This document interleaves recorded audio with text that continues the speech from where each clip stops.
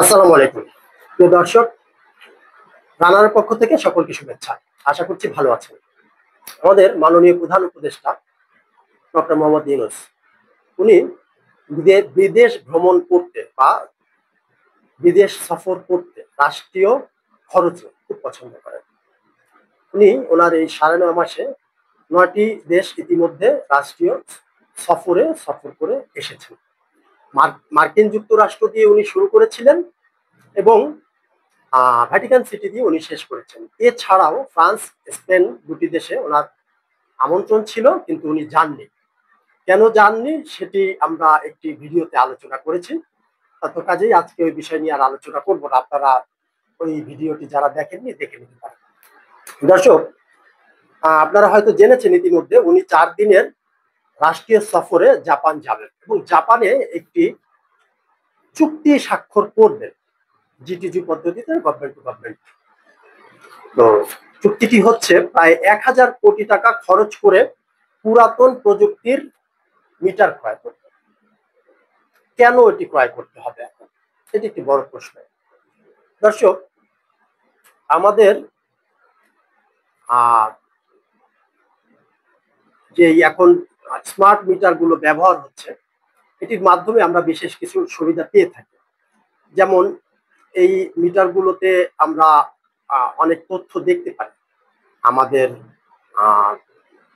প্রয়োজনীয় তথ্যগুলো এখানে থাকে এবং আমাদের বিল কত আছে, ইউনিট কত খরচ হয়েছে, ইত্যাদি ইত্যাদি অনেক তথ্য আমরা দেখতে পারি। এবং এই যে চীনের তৈরি স্মার্ট মিটার গুলো আমরা এখন ব্যবহার করি, এটি 2G প্রযুক্তির হওয়াতে এটি আগের যে বাটন ফোন গুলো ছিল সেগুলো দিয়ে অপারেট করা যায়।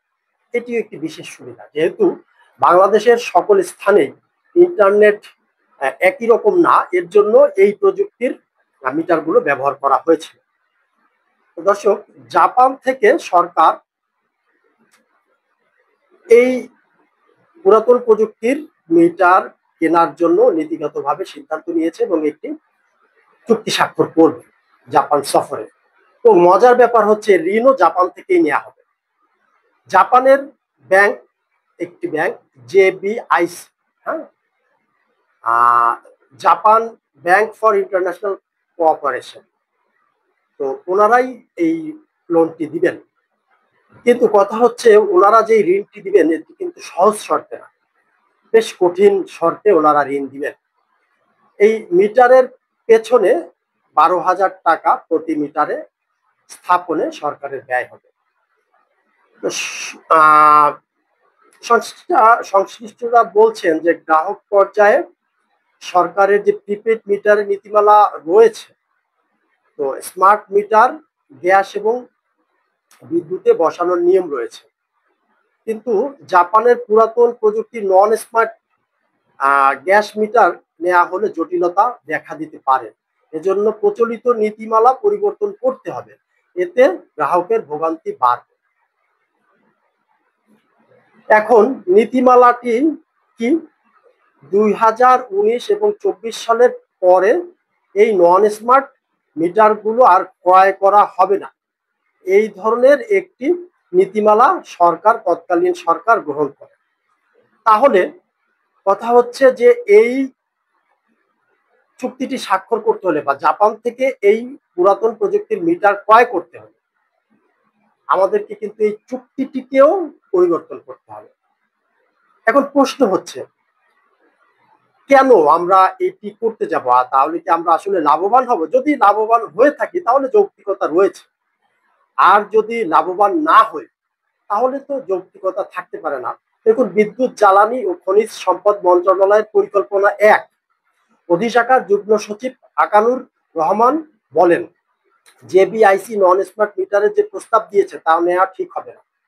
অর্থ বিভাগের যুগ্ম সচিব মোহাম্মদ রাশেদুল আমিন বলেন, যদি তিতাসের স্মার্ট মিটারের চাহিদা থাকে তাহলে জেবিআইসির ঋণের নেওয়ার যৌক্তিকতা যদি থাকে তাহলেও যৌক্তিকতা নেই। পেট্রোবাংলার পরিকল্পনা মোহাম্মদ আব্দুল মান্নান পাটোয়ারি বলেন, আবাসিক পর্যায়ে খোলা বাজার থেকে প্রিপেড মিটার ক্রয়ের স্থাপন নীতিমালা স্থগিত রয়েছে।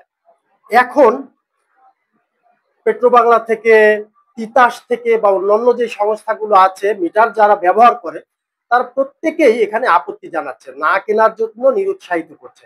তারা বলছেন জটিলতা বাড়বে, জটিলতা তৈরি হবে না, কমার পরিবর্তে জটিলতা বাড়বে। তাহলে আমরা কঠিন শর্তে এই মিটারগুলো কোন গোষ্ঠীকে খুশি করার জন্য ক্রয় করতে যাবে?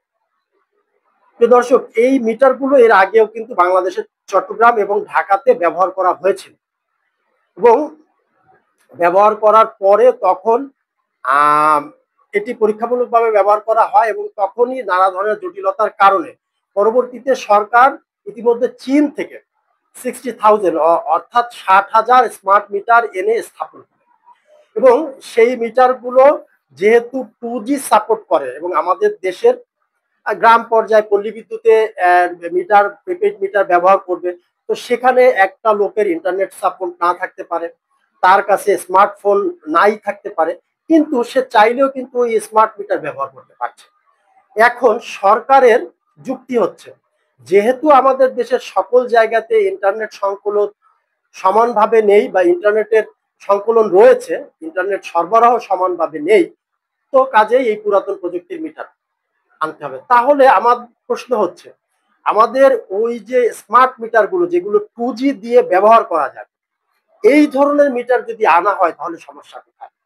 তাহলে তো ইন্টারনেটের প্রয়োজন হচ্ছে না, ইন্টারনেট ছাড়াই 2G মোবাইল ফোন দিয়েই বিদ্যুৎ বিল, গ্যাস বিল বা এই ধরনের যে সেবাগুলো আছে সেগুলো পরিশোধ করা যাচ্ছে। কিন্তু যদি এই পুরাতন প্রযুক্তির মিটারগুলো আনা হয় তাহলে গ্রাহক ভোগান্তি বাড়বে, গ্রাহকদের আবার লাইনে দাঁড়িয়ে ব্যাংকে গিয়ে বা নির্দিষ্ট কোনো পয়েন্টে গিয়ে বিল পরিশোধ করতে হবে। এখন তারা যেভাবে মোবাইলের মাধ্যমে বিভিন্ন মোবাইল ব্যাংকিং এর মাধ্যমে সেবাগুলো পেয়ে থাকেন, এটি কিন্তু এই সেবা থেকে তখন কিন্তু বঞ্চিত হবে। তো এটি একটি বড় প্রশ্ন যে আমরা কেন প্রযুক্তিতে এগিয়ে না গিয়ে প্রযুক্তির পিছন দিকে যেতে চাচ্ছি এবং কোন গোষ্ঠীকে খুশি করার জন্য আমরা এই 1,000 কোটি টাকা গচ্চা দিতে যাচ্ছি। প্রিয় দর্শক, এই প্রশ্ন রেখে আজকের মতো এখানেই শেষ করছি। ভালো থাকবেন, সুস্থ থাকবেন, দেখা হবে ইনশাল্লাহ আবার আগামীতে। আল্লাহ হাফেজ।